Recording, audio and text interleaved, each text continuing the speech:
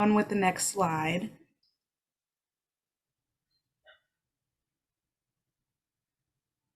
First, we're going to start off with the presenters. My name is Deja. I'm part of the Youth Action Board, Dane County Youth Action Board in Madison, Wisconsin, and I'm going to go ahead and pass it off to Axel.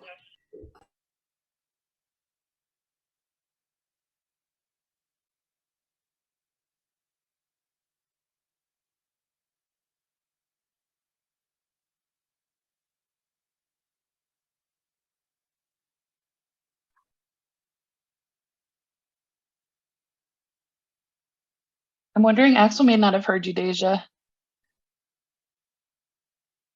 If one of you guys want to go ahead, that's fine. I'll jump in. Hey, y'all. I am Tiffany. I use she, they pronouns, and I'm a senior program officer with True Colors United. And I'll pass it to Rachel. I'm Rachel. I use she, her pronouns, and I'm also a member of the Dane County Youth Action Board and part of the Youth Catalyst team at Youth Collaboratory. I'll pass it to Isaiah. Hey everyone, I'm Isaiah Blake. I use they, them pronouns, and I am a program officer with True Colors United.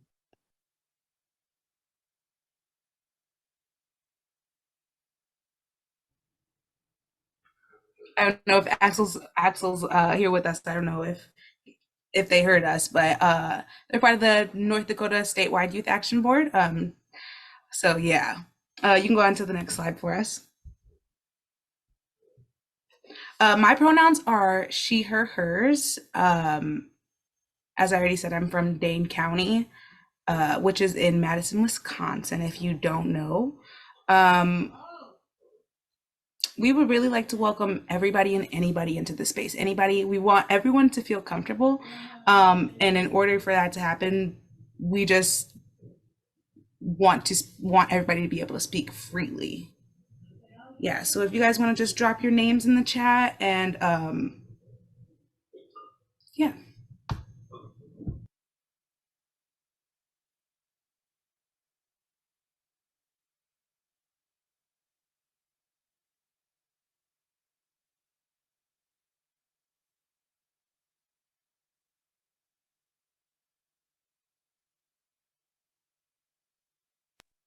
Cool. We got folks from Michigan, Milwaukee, Juneau, Alaska, Madison, New York, Seattle, Portland. Ooh, all over the place. Rhode Island. This chat is blowing up.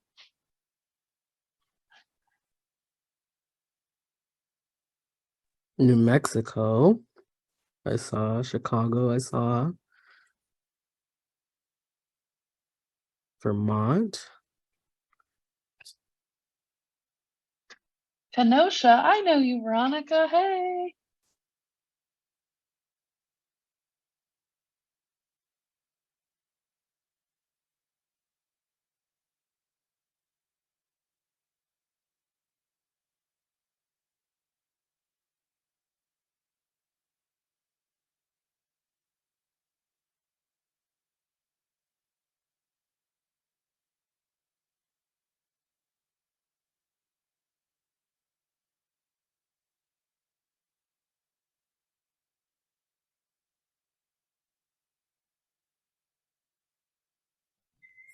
So nice to hear from all of you guys in the comments. And with that, we're going to move on to the next slide. Go ahead and keep dropping your names and pronouns and where you're from in the comments. We'll definitely be constantly looking out for them. Next, we're just going to go along with the Zoom norms. Sorry. This is just kind of about what we expect from you guys. It's just so everybody can kind of feel the respect and nobody's kind of getting talked over or pushed out of the way. We would like you guys to monitor your mute status. So if you notice that you're coming unmuted, please just mute yourself again. There are certain times where we'll ask people to unmute themselves for our discussions, but other than that, we would like you guys to stay muted. Camera use is optional. We always encourage it. We love to see your smiling faces. Even if you're not smiling, we love to see it, but you're welcome to keep your camera off. Use the chat or reactions to comment. We'll have a few interactive things where we'll ask you to use the chat to just react to some of the things that we're saying. So we would love for you guys to do that. And please be respectful, true to yourself, and remember that each of our experiences is unique. So try not to downplay anybody else. Introduce yourself in the chat with your name, pronouns, and racial identity. We did that already. So yeah, go ahead into the next slide. So this is going to be our personal permission slip today. Some of the things we're talking about might make you a little uncomfy. So we want you all to give yourselves permission today to be fully engaged and just absorb what we're talking about today. So this permission slip says, I hereby give myself permission to be imperfect in regards to intersectionality and the issues of oppression. You're giving yourself permission to ask questions that may appear simple or self-explanatory. No question is a dumb question. We ask you to give yourself permission to struggle with these issues and be upfront and honest about your feelings with yourself. You have the right to share your experiences. We'll ask you at certain points to share those experiences, but we would ask you to hold off on that until we get to those points. And we're asking that you take responsibility for what you can do, including trying to learn as much as you can, speaking from your own experiences using I statements, working to change your own and others' biases, and learning what you can do to make a difference. This work is super personal, and so today we just invite you to lean into the discomfort you may feel. You can go to the next slide, please. And a part of that is we really want to honor and welcome racial identity and introduction. So Deja and I are going to read this through of why do we do that? Why is that important? So naming racial identity focuses our awareness on how we show up with each other, and particularly with Black, Brown, Indigenous, and other people of color colleagues, and our colleagues of diverse backgrounds. Naming racial identity also focuses on our awareness on who is not present. Naming racial identity removes our fear of talking about race and instead normalizes it. Naming racial identity helps us own our racial identity and what we bring into the space as well. Naming racial identity reminds us that racial groups sit differently in relation to power and resources in the United States due to historical and present day manifestations of systemic racism. Naming racial identity helps us resent habits of white supremacy, culture, and anti-Blackness and its constant presence. Naming racial identity is a proactive disruption of white dominant culture. Naming racial identity grounds us in the connections between homelessness and race. Naming racial identity names whiteness and invites us to sit with the discomfort of whiteness in the space that it takes up. Naming racial identity contributes to doing our work well and building our capacity to build system responses that are equitable. Thanks, Deja. Can we go to the next slide, please? We also invited you all to name your pronouns in this space, and pronouns are important because every person in this universe has them, whether you recognize it or not. Naming pronouns reminds us that we cannot know and should never assume someone's gender just from knowing their name, seeing their face or body, or hearing their voice. Naming pronouns during introduction really does give everyone an opportunity to actively consent to how they want others in the room to refer to by them and treat them. By hearing and using pronouns people ask us to use, we're respecting their identity. Someone's pronouns can definitely change over time for many different reasons. Naming pronouns in introduction gives people the opportunity to name who they are and how they want to be referred to in that moment. And some people may use different pronouns in different settings, really based on where they feel safe and comfortable. You know, the next slide. So what are pronouns? Some common pronouns that you may be familiar with are she, her, and hers, he, him, his, they, them, theirs, zer. There's so many different makeups of pronouns, and they're so important. And some people may use mixed pronouns, like myself. I use she, they pronouns. And it's just a reminder that small words like pronouns really do have a big impact in how people feel and are treated. Go to the next slide. So these are our learning objectives today. We're going to define system of oppression and the various intersection of our identities. We're going to learn about how white supremacy and adultism shows up in organizations. We're going to talk about trauma-informed care and how to create safe spaces through the lens of young people. We'll be sharing best practices when serving Black and Brown youth and young adults, LGBTQIA youth and young adults, and youth and young adults with disabilities. And together, we're hopeful that we'll walk away with some action steps for you all to create an equitable, inclusive, and responsive and accessible environment in your communities and your agencies for Black and Brown, LGBTQIA, and youth and young adults with disabilities. And I'm going to pass it over to Isaiah. So we are going to look at this quote that talks about the importance of defining terms. It's from Ibram Kendi, who is an author, historian, and scholar.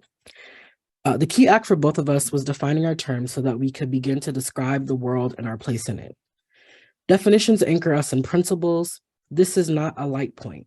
If we don't do the basic work of defining the kind of people we want to be in language that is stable and consistent, we can't work towards stable, consistent goals. Some of my most consequential steps toward being an anti-racist have been the moments when I arrived at basic definitions.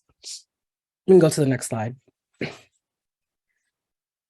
So what Ibram here is talking about is called language setting. And that is the process by which people access and co-create definitions and shared meaning for words, terms, and ideas. It is the first but a continuous step in any community and equity-centered work. Go to the next slide. So what we're going to do right now is some language setting. So we're going to talk about inclusive versus affirming, safe versus supportive, and equal versus equitable. So when we say inclusive, we mean welcoming a diversity of identities and acknowledging the impact of heterosexism, racism, cisgenderism, and a whole plethora of other systems of oppression. When we say affirming, we mean centering the lived experience of all people and actively honoring different identities. When we say safe, we mean a space that's built on trust and respect, where people feel comfortable to be their authentic selves, free of judgment. When we say supportive, we mean an environment encouraging people to be their true selves. When we say equal, we're talking about the assumption that everyone benefits from the same supports. And when we talk about equitable, we mean everyone gets the support that they need. And I'm going to turn it back over to Tiff to talk more about the difference between equality and equity. Thanks, Isaiah. You can go to the next slide. So this image here really, I'm a visual person, so this is really helpful for me to understand in what Isaiah was just talking about. So if you see here with equality, all three of the people in this picture were given the same exact box to stand on. Equality is really the assumption that everybody benefits from the same supports. This is usually considered to be equal treatment. But what we can see here is they were all given equal supports, but yet have different levels of sight, right? Like not everybody can see over the fence. So when people are giving people equal and identical supports, they're still not the same opportunity. We move over to equity, you see that people were given the supports that they needed, right? So that they all had the same level of vision and could see over that fence. When we're talking about equity, that's what we're talking about. The support that each person needs is going to look different, but it produces the same result, right? Reality is these things aren't usually existing in a lot of our programs and our services in our communities, right? The reality is most times one person might get more than they need, while the other person gets a lot less than they need, and that's what causes disparities. Our goal is liberation, is justice, which you can see here. The fence is removed, and that fence is that systemic barrier, right? It's completely gone. Liberation means that everybody can see this game without supports or accommodations because the inequities were completely addressed, right? And people are free. And that's what we're working towards to create for young people in this world. You can go to the next slide, and I'm going to hand it back to, I think, Axel. They may have got kicked. I did get kicked out for a bit, but I'm back. Oh, thanks. So we're going to talk about ableism first, which is the systems and how they function to construct disabilities as stigmatized in different social categories and denying people with disabilities the same rights and access that everyone else may have.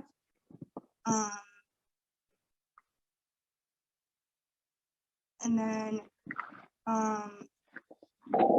racism is being prejudiced, discriminating, and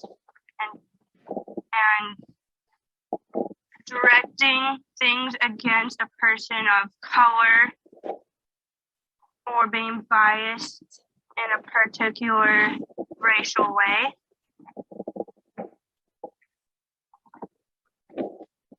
And I think you guys can go to the next slide.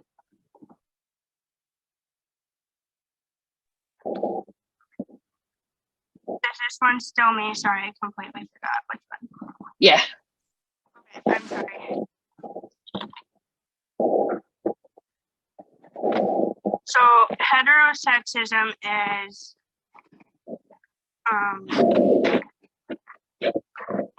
definition of like male-female relationships, which is the norm and allows the marginalization and oppression of like different stigmatisms,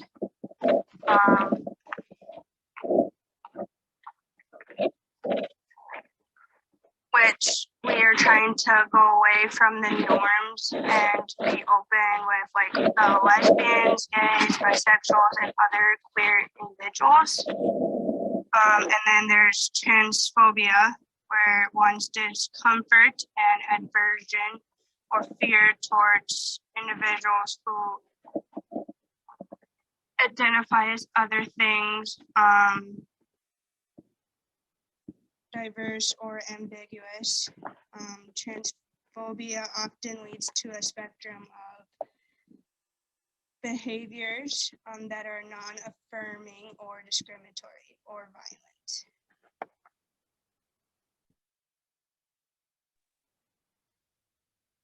You could go to the next slide.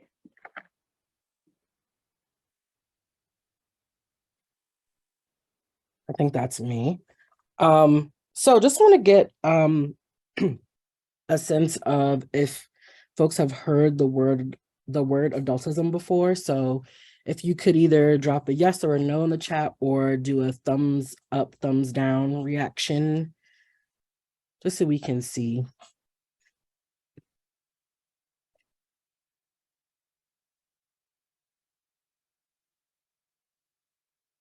Okay, I see some yeses, I see some nos.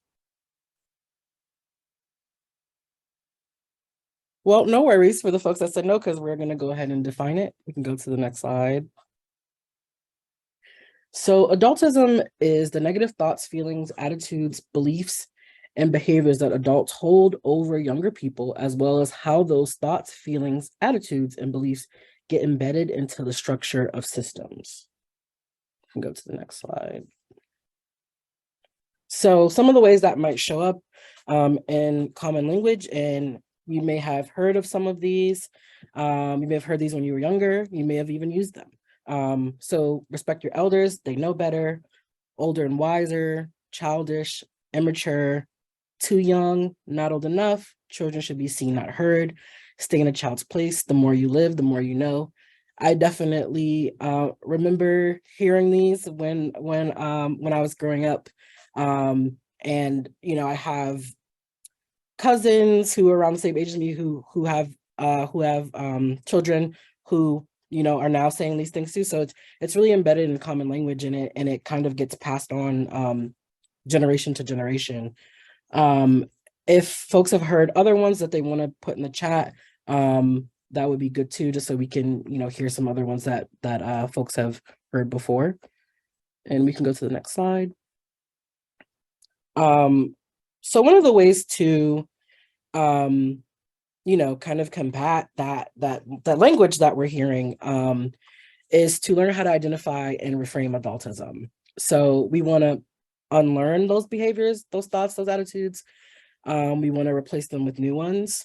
We want to take action against oppression. So when we see that happen, we want to speak up. We want to remember that we have all been the oppressed, the oppressor, and the ally. We want to consistently and intentionally make opportunities for authentic collaboration. Again, standing up, voicing observations, interrupting as allies when adultism is occurring. That goes back to that ally piece, right? And then understand and incorporate the intersectional nature of our social identities and oppression. And this is really critical in the work to prevent and end youth homelessness.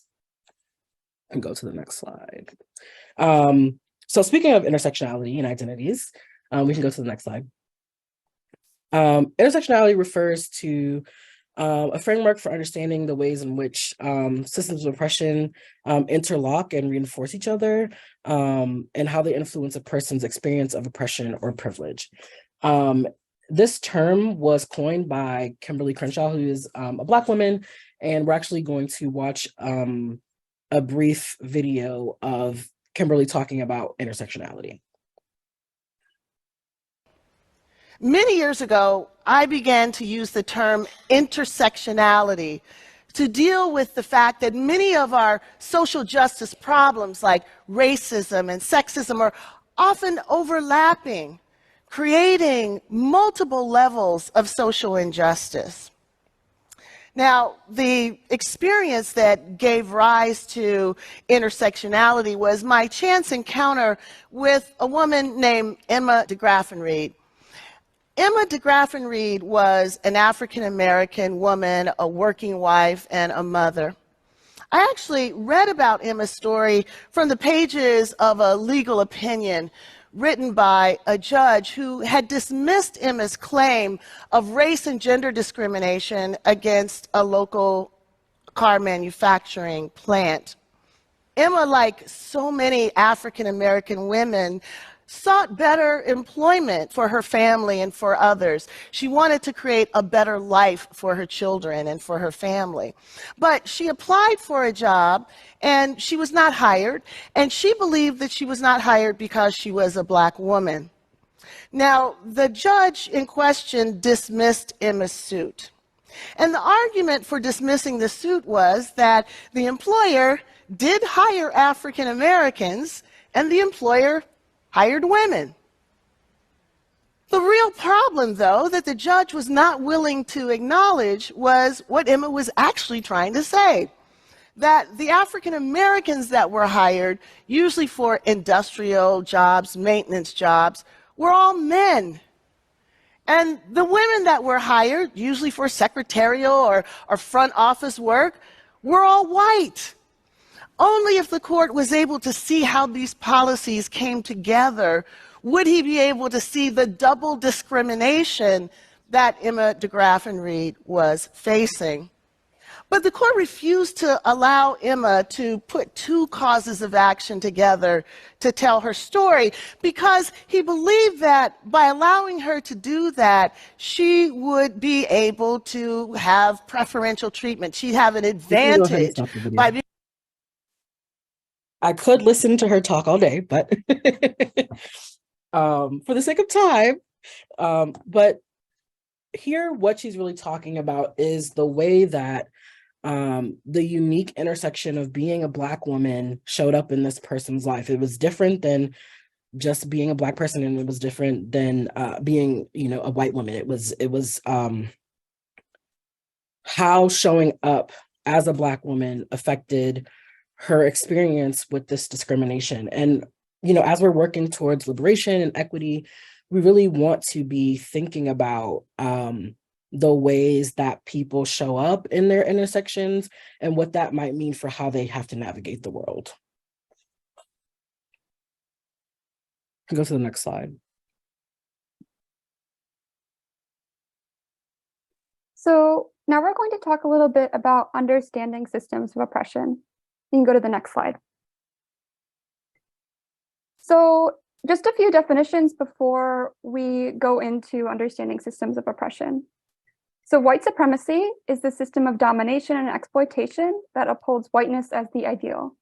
White supremacy constructs whiteness as superior to other racial identities, and it is maintained through racism, ableism, sexism, heterosexism, and other systems of oppression. Power is defined as access to resources and institutions. It's the ability to exercise control, influence others, and gain access to decision makers to get what you want done. Historically, power has been hoarded, often by one or a few groups, in order to achieve complete control, and we define that as oppression.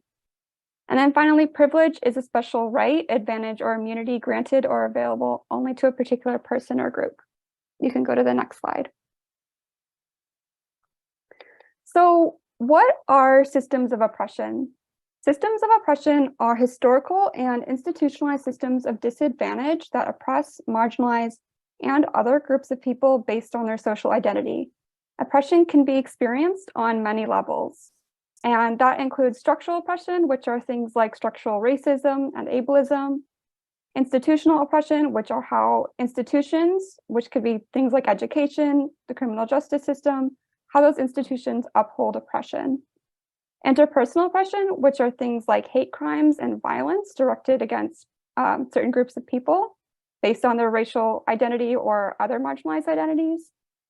And then internalized oppression, which are things like internalized racism, internalized ableism, and sexism that lead to negative beliefs about yourself based on oppressive messaging in the social world.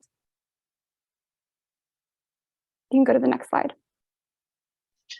So these are different, this chart is really to help you understand what the different systems of oppression are and the different identities that people hold that are impacted by those systems of oppression. This is not an exhaustive list by any means, but this is a place to start when you're thinking about your own identity. And that's what we want you to do today is think about your identity when it comes to race. Are you a white person? Are you biracial? Are you multi-passing, white passing, Black or brown, right? So we know white folks sit in a privileged social group based on our race, whereas Black and brown individuals are in that oppressed social group, and folks with the different identities are in those border social groups. So they experience oppression, but not as much as Black and brown individuals experience oppression. Or another example of this would be ableism. So the impacted identity there is your ability level. The privileged social group would be non-disabled, able-bodied, able-mind people, right? And the oppressed social group is people with disabilities. The border social group here would be people with those invisible identities or invisible disabilities, right? Like it still impacts them on an every single day basis, but depending on what their disability, if it's a physical, can be seen, those people are going to be impacted or oppressed more. And so these are just different ways to think about the systems of oppression in our identities and how our identities either give us privileges or keep us marginalized and oppressed because of the dominant social groups that are out there. You can go to the next slide. So Deja and I are going to kind of walk you through this activity, and we want you all to kind of just sit and think about this. And we're going to drop this link in the chat. Feel free to open that link. It will take you to like a Word doc with like a circle on it. And we want you to kind of map out your own identities. Deja, you want to take it? Thinking of your social identity wheel, which of your identity areas are you privileged? Like, how does each of your identities impact how you show up in your work? How does your intersectional identity impact how you show up in your work? You know, sorry, I'm like. So I can jump in with an example. So example for me, when I'm sitting this, I am a white, queer person who has a college degree, has lived experience of homelessness, who's probably in the middle class group, right? Those are all of my different identities that I'm holding in this space today. Some of those identities, most of those identities are areas of privilege. Some of those identities, like I would consider myself disabled. That would be an identity group that I hold that would be an oppressed category. And for me, how each of my identities shows up and impacts the work is I know that like I am white and I take up space, right? And so I have to be mindful every day that I'm doing this work of the privileges and the different things that I hold that I bring into this space, right? And so for me, intersectionality is really important because we're whole humans in this work. We're not just one piece of our identity. We're whole humans, and some of those identities we hold are going to impact other people in negative ways. Or impact ourselves in negative, we're going to be impacted in negative ways. So it's really important when we're in this work to show up as whole humans, to recognize all of our identities that we're bringing in space, especially when we're working with young people, because those are going to impact, it's going to impact the way that they show up and meet with us too.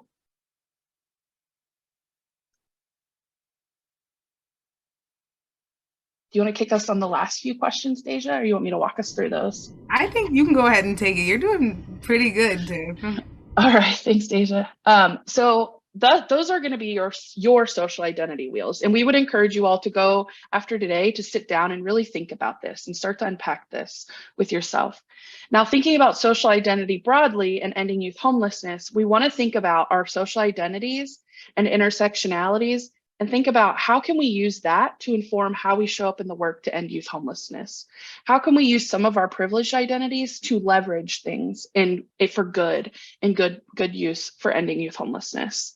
How can we take our other identities that maybe oppress other people, and maybe we need to step back and really give other people the space and the floor, right?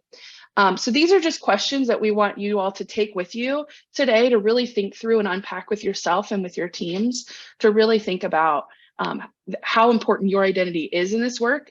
And spoiler, it's super important, but it's also important to know, how do you interact with other people who hold different identities from you? We can go to the next slide. So along with identity is acknowledging, sharing, and dismantling power constructs. So in every situation and scenario, there are going to be power dynamics. This is why it's so important to be aware of the identities that we hold in different spaces. Although usually power dynamic or power is used in a negative connotation, power is actually an infinite resource, and it's necessary for improved quality of life and liberation. During any project, you have to acknowledge power. So like if you're working with young people, you need to acknowledge the power you hold, the power they hold, the power maybe your institution holds, because the only way we can dismantle these disruptive power sources is by acknowledging them. And the only way we can share power is by acknowledging that they exist, right? The sharing of power is necessary, especially from members with historically centered access. So like really thinking through, are you being a gatekeeper? Do you hold information? How can you be a liberated gatekeeper in this space to share power, to share knowledge?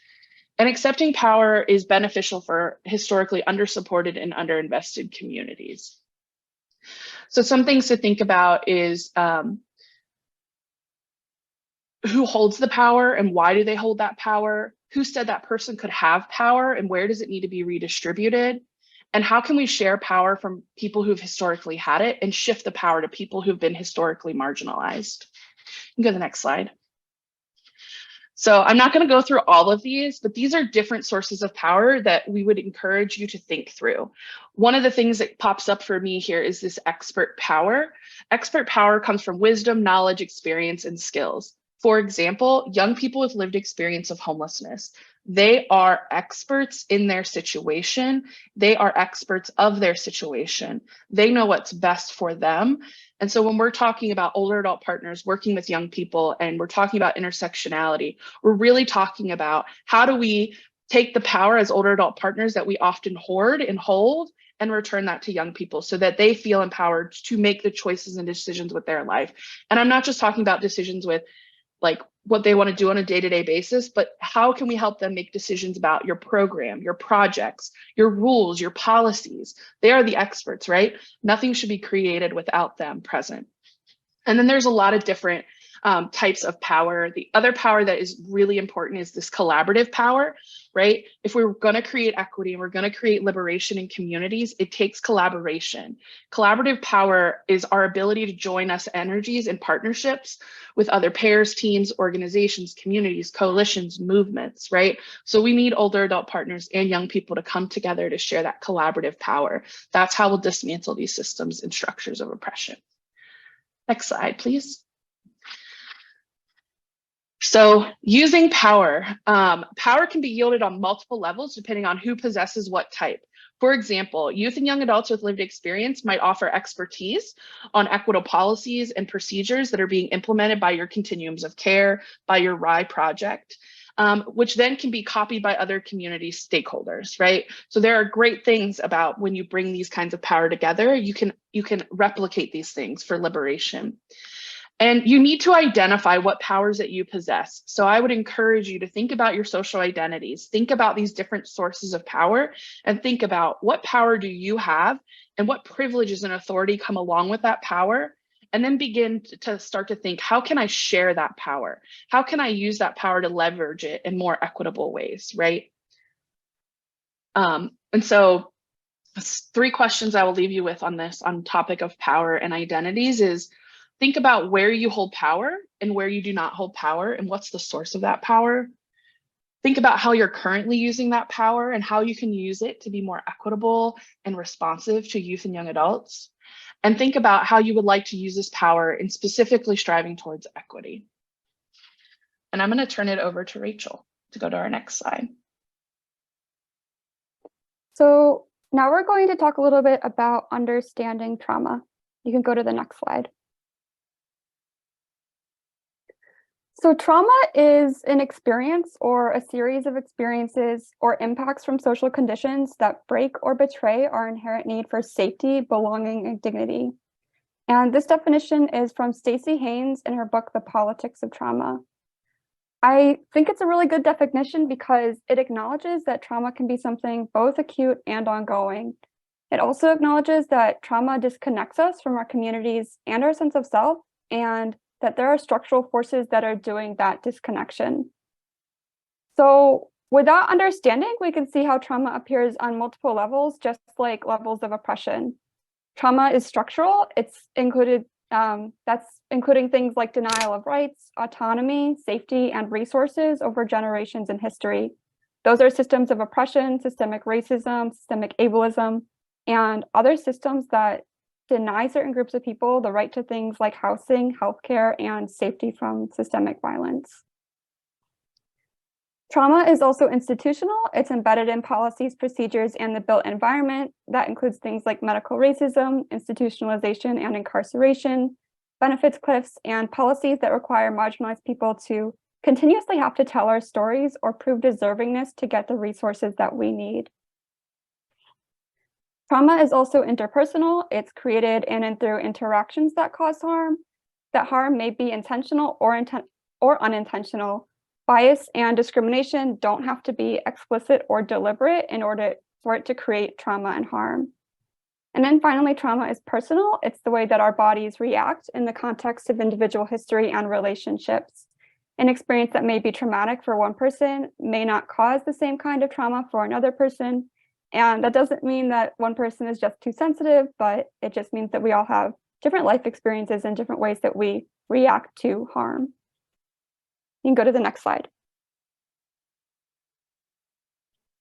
So for our first discussion question, I just want to ask, what are some places that trauma shows up structurally, institutionally, interpersonally, or personally for youth navigating various levels of oppression? And you can come off mute or drop answers in the chat as you think about this.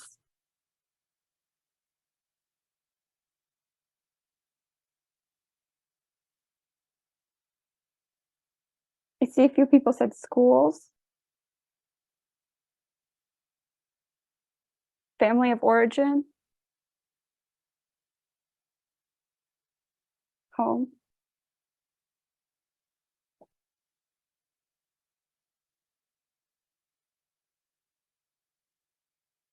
Sam says, I think structural trauma is a big barrier to resources for youth, especially youth of color and LGBTQ youth. Yes. Medical institutions, medical professionals, friends, the foster care system. Right, because all of these systems create trauma through structural racism, through structural oppression.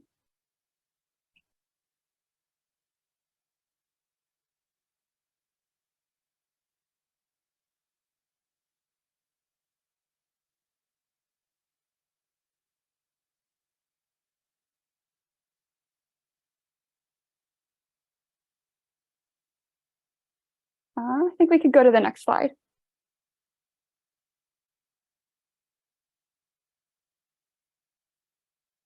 So what is trauma-informed care? Trauma-informed care is a way of responding to trauma. It is the practice of recognizing that the extended effects that trauma has on an individual are really damaging. And so trauma-informed care shifts away from identifying the person as the source of the problem but instead toward an awareness of the ways in which people, places, situation, sounds, and systems can reproduce harm. As a result, trauma-informed care is an active process of awareness and engagement with surroundings, people, and internal thought processes in a way that interrupts cycles of harm.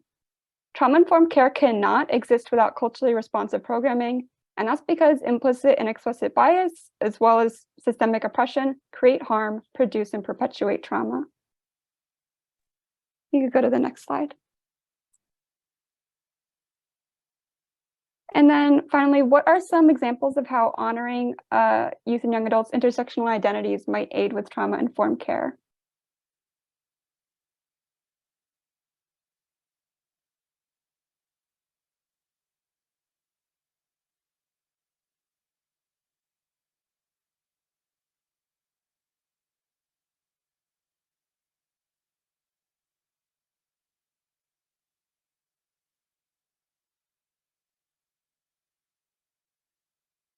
You can use the chat if you'd like.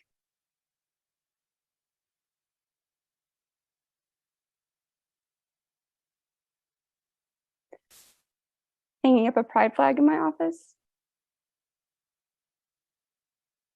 Making people feel seen and heard for who they are. Having multiple languages. Yes, trauma takes away someone's identity, so honoring intersectionality gives it back to them. That's really good, yeah. Asking pronouns and using the correct pronouns. Yeah, awesome. So I just want to be aware of time, and so we're going to go to the next slide.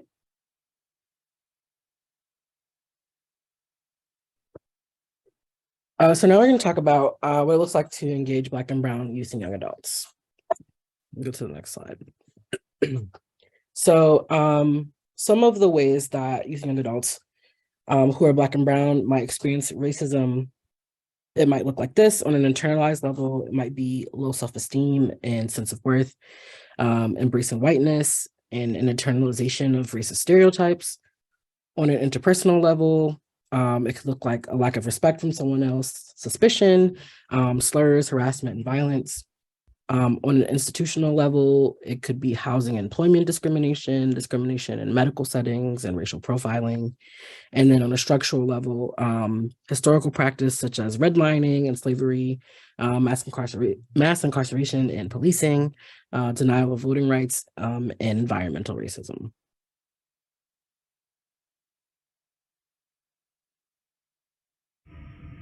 So our big question for our next few slides is going to be, what do Black and Brown youth and young adults need? So safe and permanent connections is something that's really big. So we have a few kind of examples. So under program structure, we have HCBS instead of institutions. Include Black and Brown youth and young adults in designing the program structure and hiring staff. Hire racially diverse individuals so that the Black and Brown youth and young adults may also see themselves reflected in the older partners or community standards. System navigation, connect with Black and Brown support groups for youth online or in person. Connection to mental health / mental wellness services, which is a really big thing. A lot of our young adults and Black and Brown young adults have a lot of mental health issues that they don't really have options to get help with. Assist with transportation to healthcare or school, like they already have bus passes, which is a really, really big help. Physical safety, working with Black and Brown youth to identify what their physical safety needs are and implementing them, making sure that they're there for them and that they actually know how to do it. You can go on to the next slide.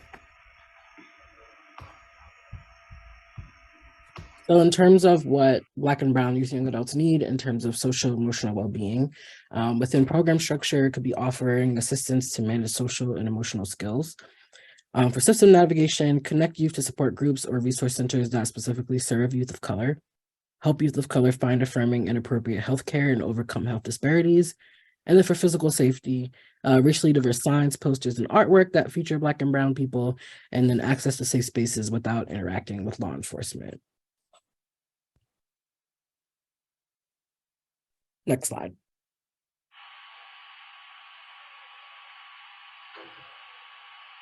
And on this slide, we're going to talk about sustainable and safe housing.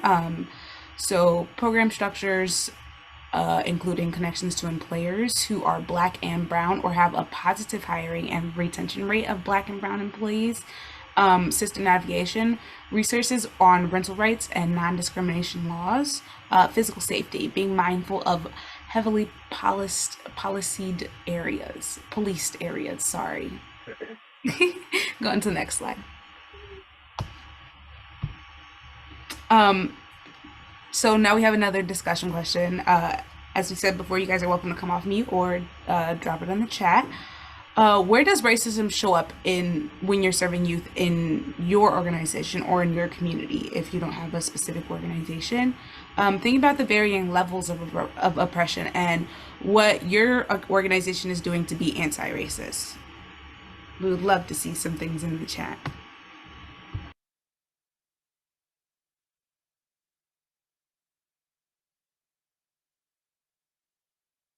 Just a reminder, this is where that personal permission slip comes in. We invite you to lean into that discomfort but that truth and honesty.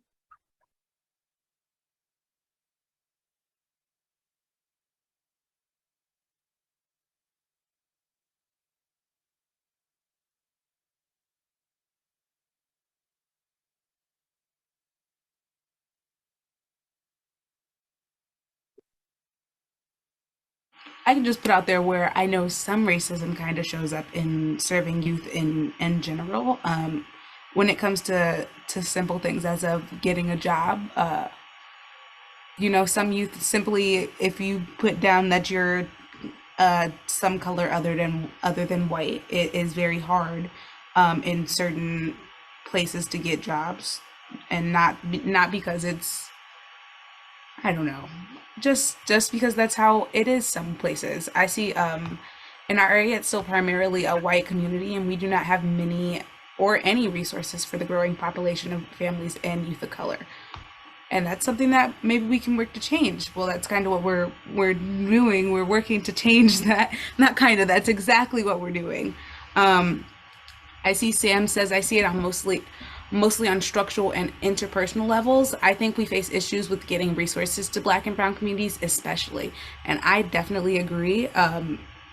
Resources are not as available as they are to some other communities, just because people are scared to come into communities of color because they don't kind of get the sense of community that they already have, or they don't feel welcomed, or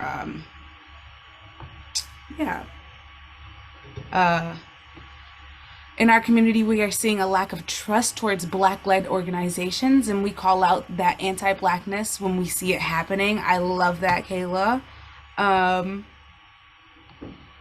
Yes, I'm loving the things that I'm seeing in the chat. With that, I think we're gonna move on to the next thing just because of time.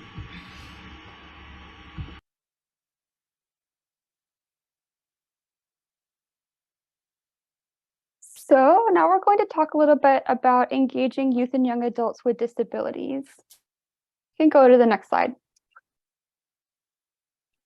So when engaging youth and young adults with disabilities, it's really important to be aware of ableism and how that is showing up in the structure of your organization on a systems level and in your interactions with disabled youth. So ableism can show up on many levels. It can be an internalized, which looks like ignoring or doubting your own access needs, denial of rest, low self-esteem and sense of worth. It can be interpersonal, which is assuming incompetence or lack of intelligence, denying disabled people the right to consent, not believing, accommodating, or minimizing a person's access needs, forced intimacy, which is touching disabled people and their mobility aids without consent, denying disabled people the right to be their own guardian. It can be institutional, which is requiring extensive proof of disability from different institutions in order to receive services. Discrimination in housing searches because of type of income, such as SSI or SSDI. Benefits theft, discriminatory hiring practices, language around self-sufficiency, which is really common in youth homelessness prevention, and discrimination in medical services. It's also structural, which again is lack of home and community-based services, criminalization of people with disabilities, and lack of accessible housing. You can go to the next slide. So what do youth and young adults with disabilities need? They need safe and permanent connections, and there's different ways that programs can facilitate that. So with program structures, again, having home and community-based services instead of institutions, hiring individuals with disabilities, and also accommodating them in the workplace. System navigation, so having accessible transit options, having multiple ways to communicate, such as through text, phone, or in person. Meeting youth and young adults where they're at, because traveling can be really difficult for someone with a disability and for anyone. Physical safety, so making sure that your services and physical spaces are ADA compliant, and having disability inclusive signs, posters, and artwork. And I'm going to hand it off to Axel for these next slides.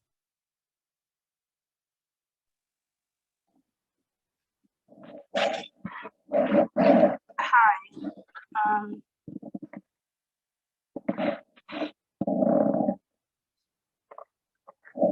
So we're going to be talking about social emotional well-being. Like, this is the next slide, right? Sorry, because mine's been buffering, so I just want to make sure I'm not going to reread with you. You're good. So then we're going to talk about program structure, which honors self-identifying beyond diagnosis and offering support groups for disabled youth and young adults. And then system navigation is minimizing paperwork, don't force disability disclosure, and not forcing services if they don't want them. Physical safety equals autonomy choices in living arrangements, and allergy and dietary restriction friendly food options for everyone. Next slide.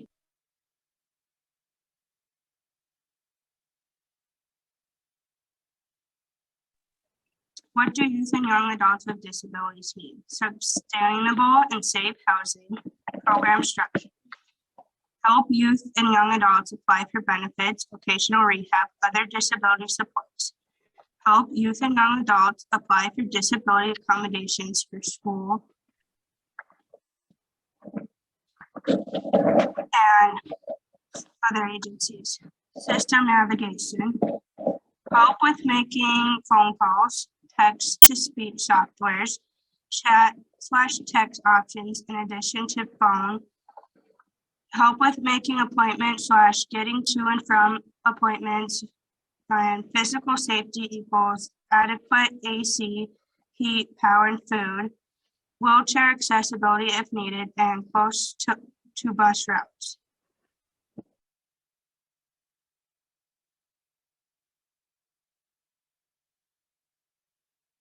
So we just want to ask, where does ableism show up when serving youth in your organization? And what is your organization doing to be anti-ableist? And when you're thinking about this question, you can think about the varying levels of oppression. If you want to come off mute or respond in the chat.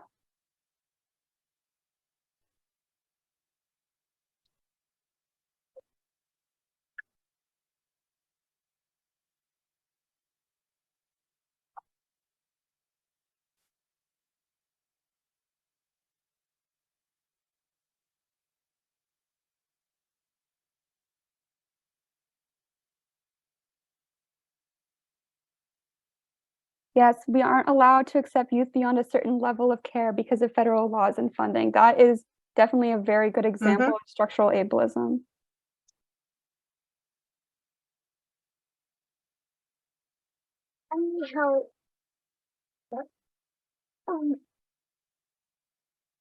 Our shelter is pretty old and there's no way it would be wheelchair accessible, which is a huge barrier. If someone has a wheelchair and they can't even get into the shelter, then they can't use your services, right? Host homes are not accessible.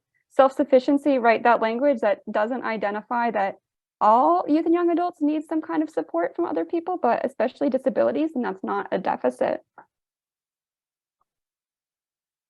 No ASL interpreters or program properties, and most of the community are not accessible for people with mobility aids, right? Right, so let's go on to the next slide.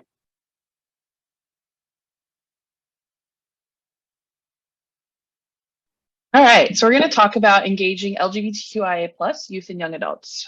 You can go to the next slide, please. So we heard earlier what heterosexism and transphobia are. And so what they look like internalized, it can look like feeling ashamed of your gender identity or expression, feeling the need to hide gender identity or expression, or low self-esteem and self-worth. Interpersonally, this can look like gender-based violence or misgendering, which is why pronouns are so important. Institutionally, this can look like discrimination in hiring practices based on your gender identity, lack of insurance covered for gender affirming healthcare, banning trans athletes for sports, right? Structurally, it can look like legal definitions of families and like what it is, a marriage, definition of marriage, laws and policies prohibiting education of LGBTQ plus identities in schools, and so much more. This isn't a comprehensive list. You can go to the next slide and hand it to Deja. So now we're going to ask the question, what do our LGBTQIA plus youth need? So for program social well-being to start off. For program structure, we want to allow youth to list chosen family / friends as emergency contact, because sometimes not all parents are the ones that they want to be there. Honor self-identity and use the appropriate pronouns. That's something that we all see people struggle with to this day. When someone chooses their pronouns, it's something that is very, very special to them.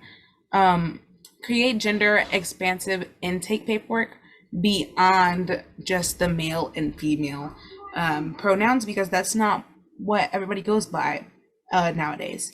For system navigation, connect youth to LGBTQ support groups or resource centers. Help your youth access gender affirming healthcare, and help your youth through processes of changing legal names if they want it or really need it. Physical safety, hang pride flags and LGBTQ plus things just so they feel safe and know that you're an ally for them, or even part of the community yourself. Sorry about the background, my mom is cooking. Creating an inclusive and affirming environment, gender affirming personal care products such as makeup, wigs, and chest binders. Chest binders are very, very, very hard to get your hands on, especially as a minor when your parents don't want to get them for you. And toiletries and clothing, access to safe restrooms, locker rooms, dressing rooms, and other public facilities is a basic need to any and every human being. You can go on with the next slide. Safe and permanent connections. How can you facilitate a safe and permanent connection for any part of the community's youth? Hire LGBTQ plus staff, including them in youth and young adults, designing the program structure and hiring our staff, which is something that also connects back to something that we were saying before. Honor our youth and young adults' decisions of our family and, like I was saying, other people that they don't want, such as their parents. System navigation, connect with LGBTQ support groups online or in person, assist with transportation to healthcare or school. And physical safety, working with youth and young adults to identify what their physical safety needs are and implementing them. Transgender people may not have government issued identification that matches their appearance, name, or gender identification, but you should still treat them as they're the person that they're saying that they are. You can go on with the next one. Sustainable and safe housing. Connections with the LGBTQ plus affirming employers is something that's very big, just so we know who we can go to and who we can get hired without being discriminated against. System navigation. assistance with securing legal documents that affirm gender identity and expression, such as changing your name on your birth certificate or the gender that you are on your birth certificate, resources on rental rights and non-discrimination laws, choices in roommate preference and type of living arrangement, and non-gendered restrooms in communal housing spaces. You can go on with the next slide, and I'm going to hand it back over to Tiffany. Thanks, Deja.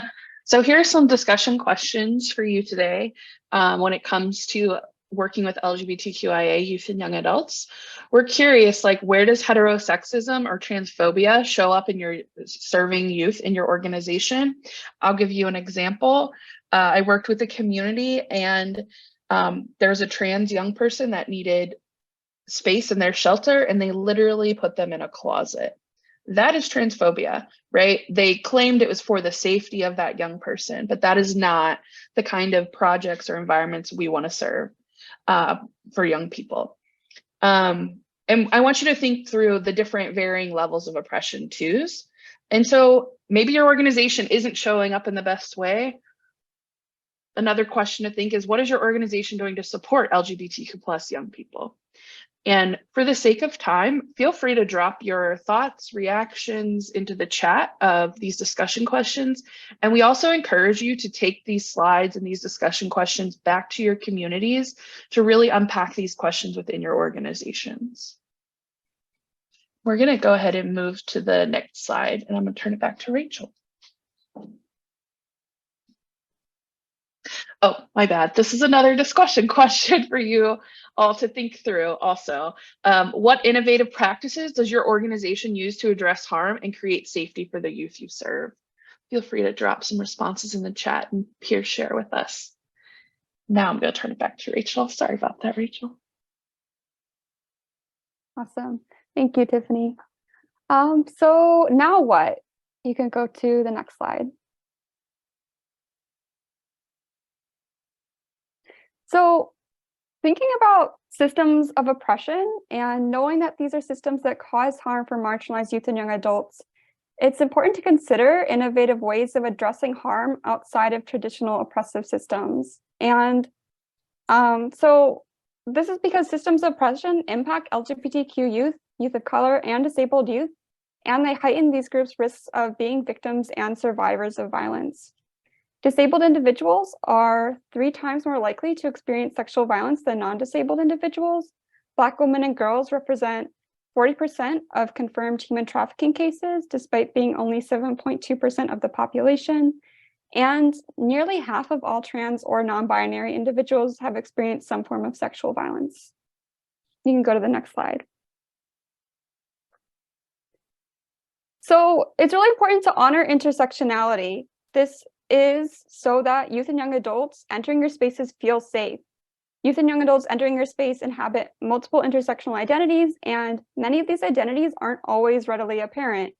So creating a safe and accessible space for LGBT youth will also benefit disabled youth and youth of color. And creating a space for youth of color will also benefit LGBTQ youth and disabled youth. All of these systems intersect and influence each other. So doing something to benefit one group of people will also benefit another group. And then it's also important to acknowledge that there are other systems of oppression that we did not talk about today. So those are things like xenophobia, ethnocentrism, sexism, sizeism, and classism. And while we didn't touch upon these because these are other things that are just so important and so specific, and we just don't have the time to talk about them today, but they're also really important to consider. You can go to the next slide. So again, thinking about how these systems of oppression impact youth and young adults, it's important to acknowledge that there are ways to address harm outside of state systems and outside of oppressive systems. And transformative justice is a framework for doing that. Transformative justice is a framework for responding to violence without creating more violence.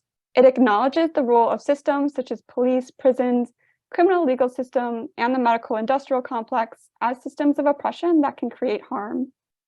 As a result, transformative justice seeks innovative ways of responding to violence that do not rely on the state systems that often perpetuate existing inequalities.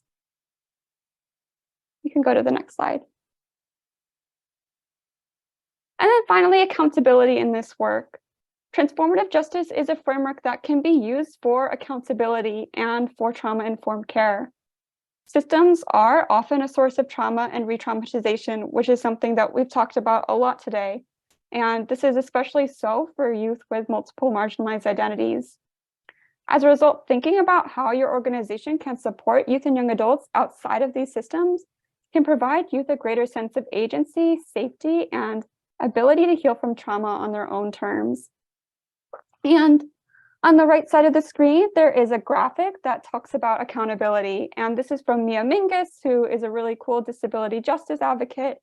And she talks about the 4 steps of accountability being self-reflection, apology, repair, and change behavior.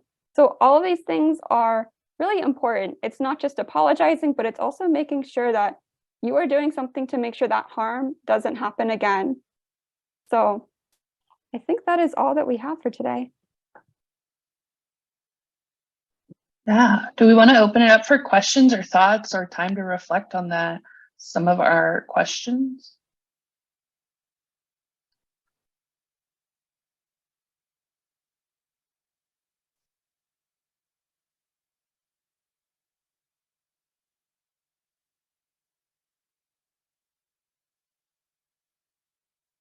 Look at my co-presenters and see, does anybody have last thoughts that they'd like to share today?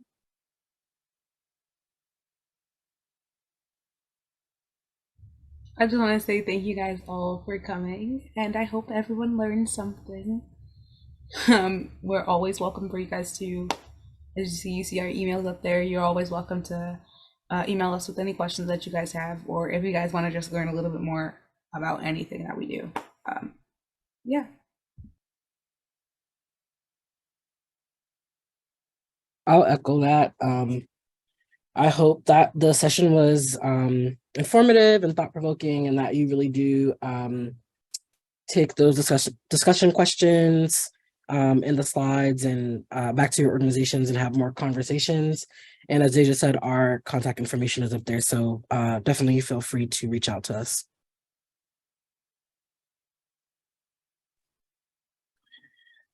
I do have a comment here since we have a couple of minutes, if the panel doesn't mind providing some feedback, because I think it may be important for attendees to hear. Bree Padfield wrote that they have a pride flag in the window, and they received a ton of phone calls about how they shouldn't have one in their window, and they would like to hang a BLM, Black Lives Matter flag too, but thinking that it may escalate to beyond phone calls and actual structural damage, like windows being broken because they see the flag. What kind of advice or would you provide in a situation like this?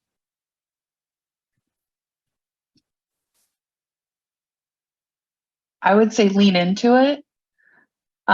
Lean into that tension. Like, there's an organization I know in a rural area that provides DV services, and they put up a Black Lives Matter sign in their front yard or in their front of their organization, and they lost their funding from their city because of that. But they stood by that because people matter. And the more, like, if they're going to throw rocks and break a window, like, think about what they would do to a human, right? And we need more people who are courageous, who are willing to step up and speak out and stand up for people and humans and the dignity and respect that they deserve. But also curious what other panelists would say. I'd say I'm right behind Tiffany on that. Don't let someone scare you into not believing something that you believe in or following your heart on what truly matters. There's no reason that you should stop showing who you are or who your company is because someone is doing something. Yeah. I echo that. I would say, I was just looking up how much it costs to reinforce glass. But I think what they're looking for is for you to be afraid and for you to take it down. And I think as many times as they bust the glass open with rocks, and you come back and you put it back up, they'll know that you're not going to back down. And of course that can be scary, but I feel like oftentimes people who do things like that are, they're trying to intimidate you to see if you're going to back down. And then if you don't, maybe they'll start to think twice about what they're doing.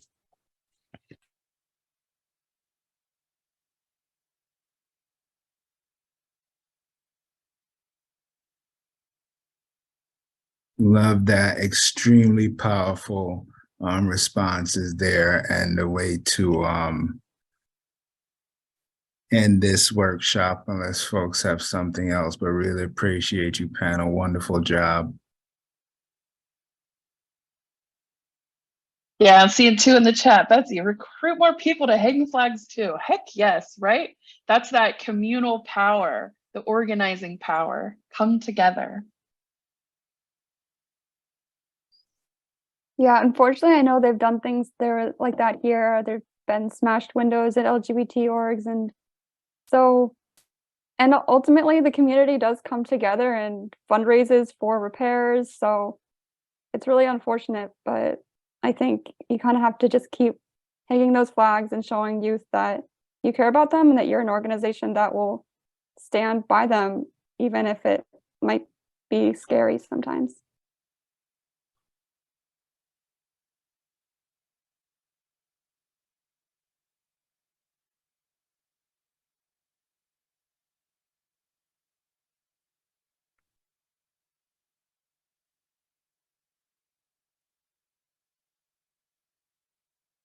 Thank y'all so much. We appreciate y'all for coming. Please take time to fill out the evaluation that they're dropping in the chat. We would love that so much.